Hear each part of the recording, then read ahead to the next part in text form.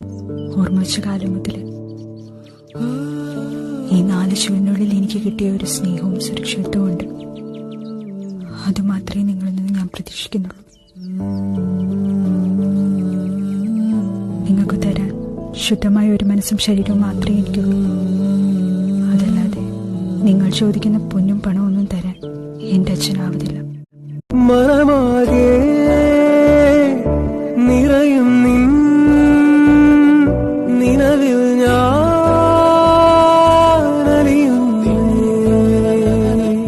പതിവില്ലാതെ പ്രിയരാഗം